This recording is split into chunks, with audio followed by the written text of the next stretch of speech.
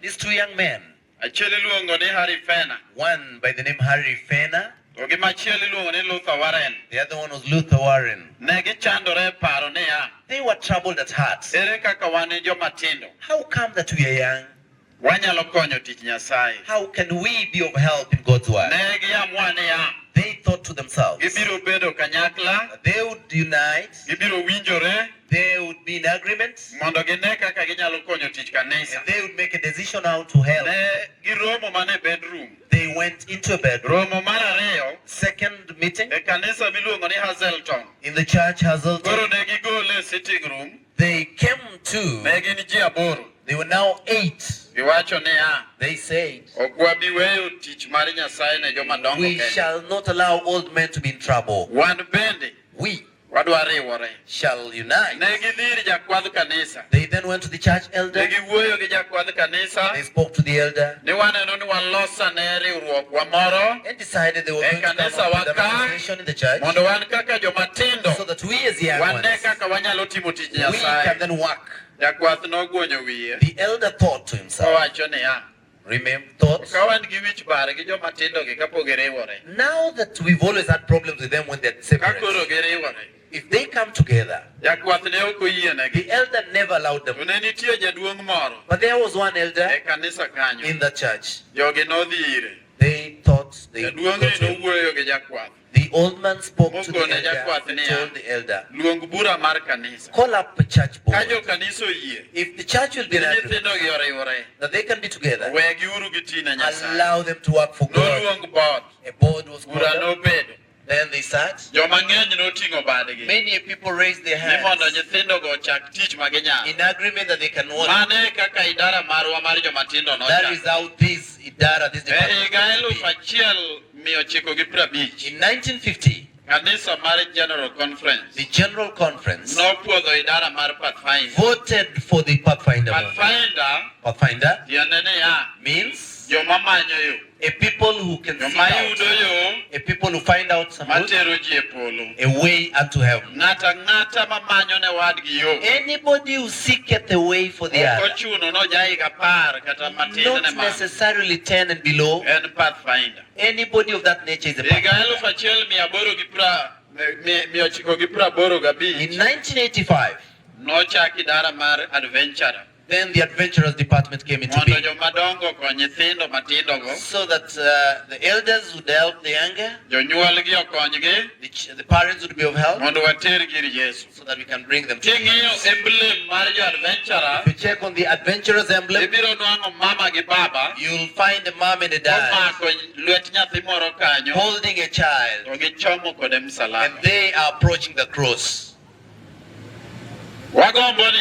We desire that these young ones, when Jesus comes back, not even one should be left. That they all shall join us. Like the Israelites when they left Egypt, they went with everything. In these campouts, soldiers of the cross. The soldiers of the cross. And as I stand, I will speak on this. That him this day said, are you a soldier of the cross? Many a preacher would be having issues. Let me have issues with you too. Ask your neighbor seated next to you. Are you a soldier of the cross?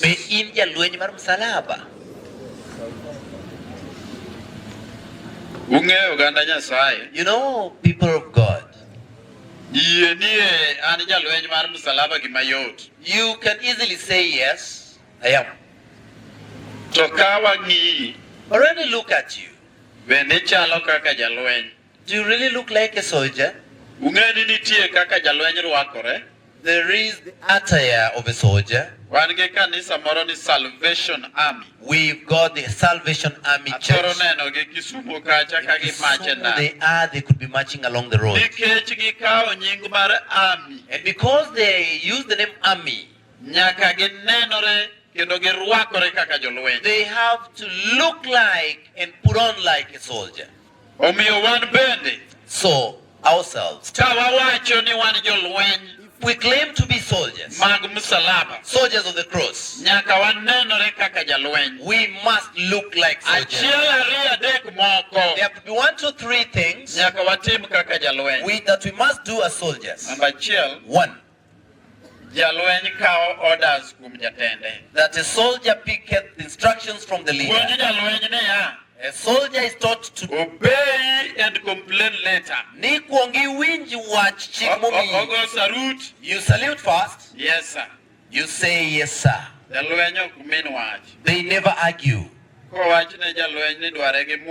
When he's told we need you the Bible, yes, sir, you say yes, sir.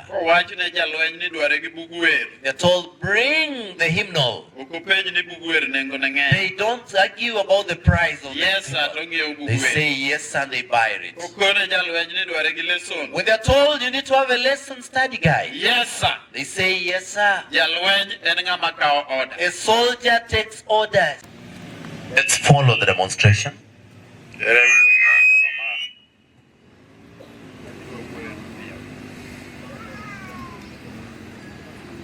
Doranga poloya ore wayud kinde arneno nemo ae sarapyesu aniso. Arm salabani chura. Olgi Okana chopo din salabani kumade. Odi ade akiki chure. Arm salabani chura. Wono maduong mingoronggan kakarangan onyaw rena nian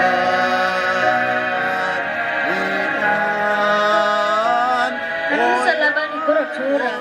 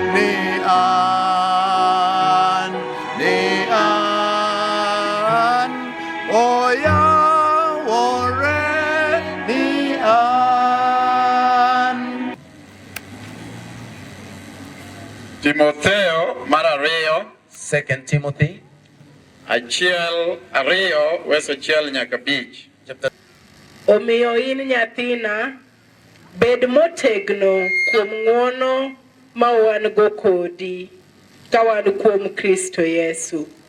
Weche duto maniwinjo ka apuonjo e nyim jonono mang'eny, to in bende nyaka inyis joma igeno ma bende nyalo puonjo jomoko. Yie mondo osandi kodwa kaka jalweny maber mar Kristo. Jalweny maber ok dwar mondo oduodre gi weche mag dala, nimar odwaro bedo malong'o ni jal mane ondike.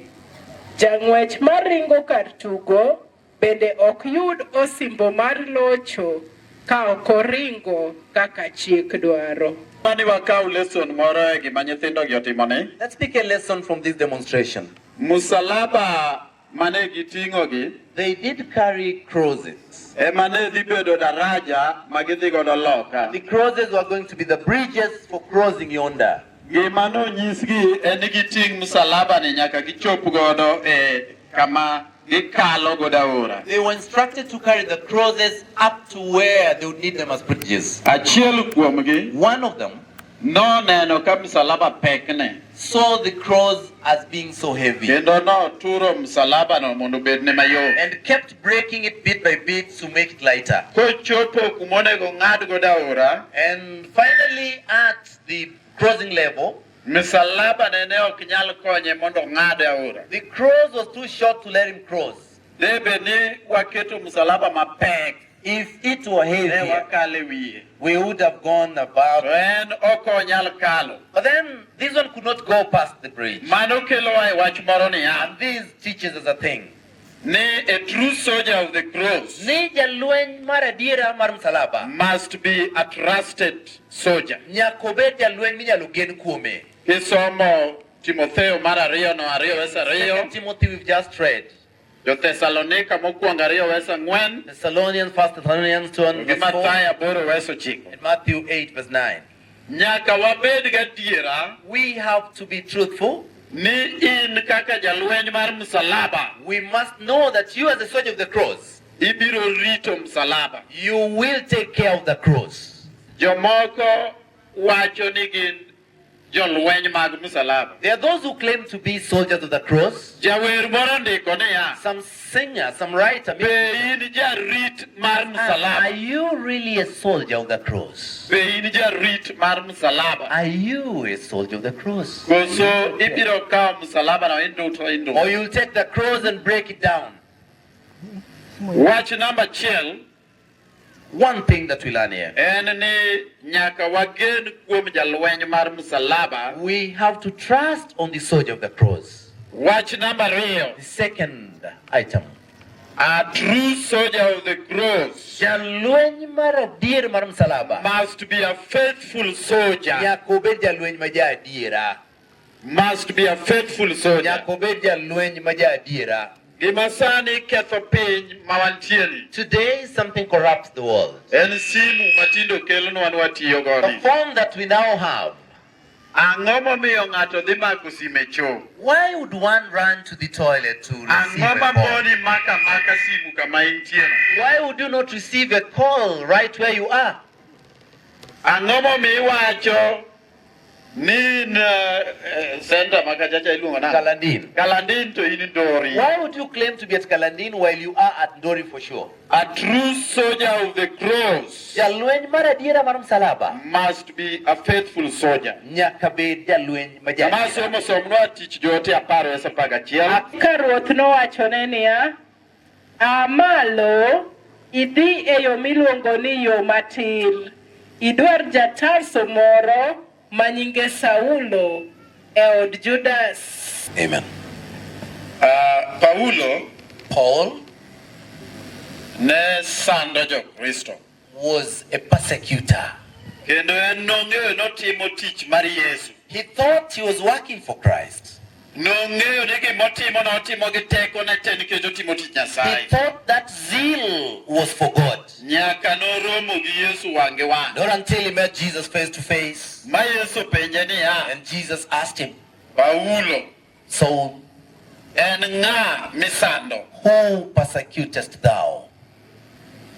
And after him meeting Jesus, he didn't remain the same. He became faithful to the cross. No bedo jadira ne msalaba.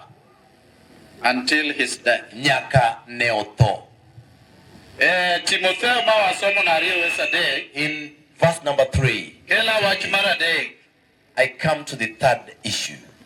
Are you a soldier of the cross? Bende in jalweny mar msalaba. A soldier of the cross must be a good soldier. Jalweny mar msalaba nyaka bed jalweny maber. A good soldier endures the persecutions and challenges in that army. Jalweny mar msalaba bedo mohore kata ka lweny ger ko jalweny kanyo. Are you a good soldier? Bende in jalweny maber. Jomoka winjo kawacho ni ber ji oingo. I hear people talk about goodness and they say goodness, no. There's so many people in goodness. Karaber romnade. Now, goodness, how big or wide could it be? Ber kararom nade racho inge giduong. Is it that badness could be bigger? Are you a good soldier? Bende in jalweny maber molony. Watch number 4. The fourth issue here. A soldier of the cross Jalweny mar msalaba is a chosen soldier. En jalweny moyier.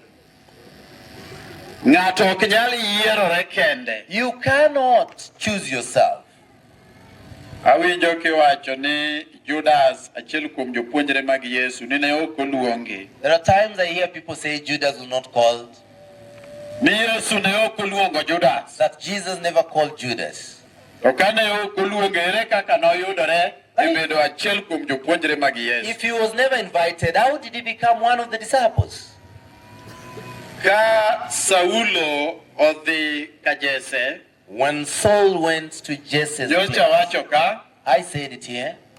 Not Saulo, Samuel. When Samuel went to Jesse's home, ka Saulo osedagi ka command kuom Nyasaye. When Saul had declined being commanded by God, kendo Nyasaye oseneno ni Saulo osechako weye, and God had seen Saul deviate from his ways, oparo pio mondo ket ng'ato kar God then thought fast on a replacement for Saul. Eka no oro Samuel ka Jesse, and Samuel was sent to Jesse's home. Jesse ne nigi yawuoyi 8. Jesse had 8 sons. Yawuoyi moko nodongo monego bed ni nyalo bedo jotelo, grown and gigantic, deserving to lead. Saulo nokawo gi moketo gi e lweny. Saul did place them into achiel kuom gi niluongo ni Eliab. One was Eliab, and the others written.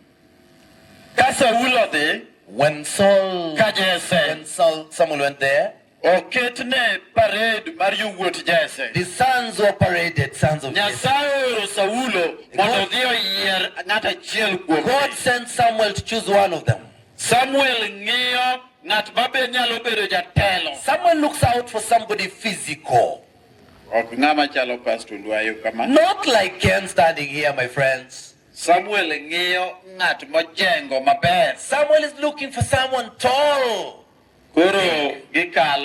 They passed by. Eliab did pass by. So big a stature.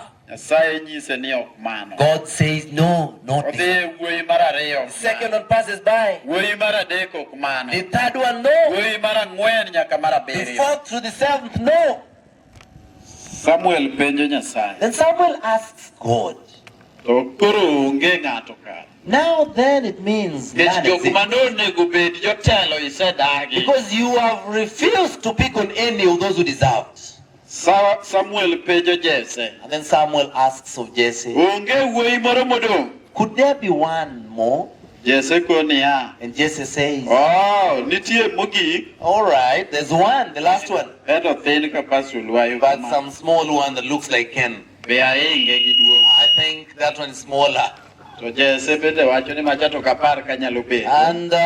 Jesse says, no, I don't think that was. Samuel But Samuel says, go call him. Then David is brought. He was out there tendering, taking care of the animals. He comes around looking. And then God tells Samuel, this is he. Lay your hand upon him and anoint him. A soldier must be chosen.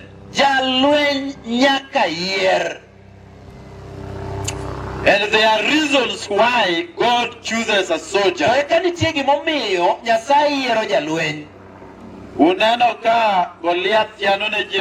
You saw the time when Goliath mocked the people of God. Saul was a soldier above, a soldier higher above all Israelites. Saul, who was a soldier above the others,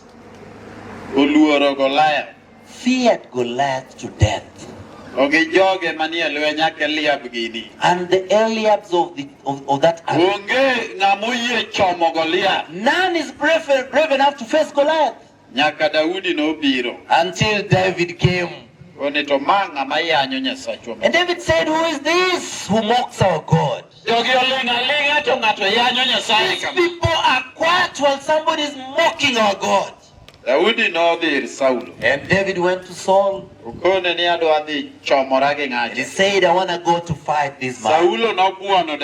Saul looked at him with a lot of jest and began dressing him in his soldier clothes.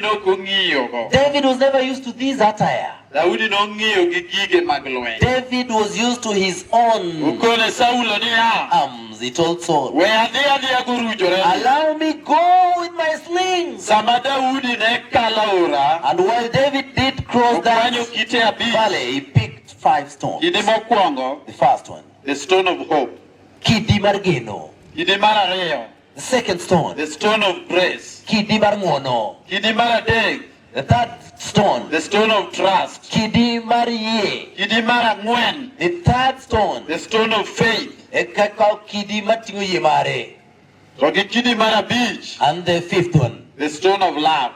Kidi margera. The stone of faith. Then he picked the stone of faith. That is the one he used to slay Goliath. And then the Israelites now saw why God chose the young man David.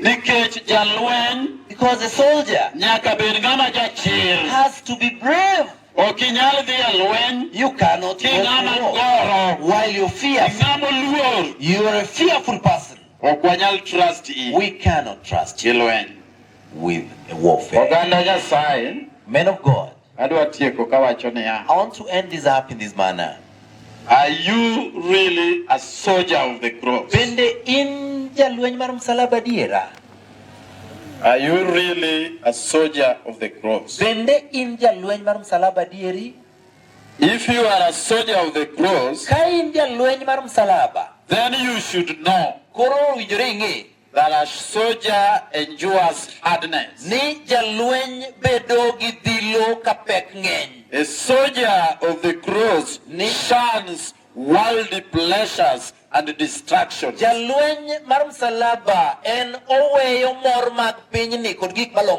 soldier of the cross keeps to the rules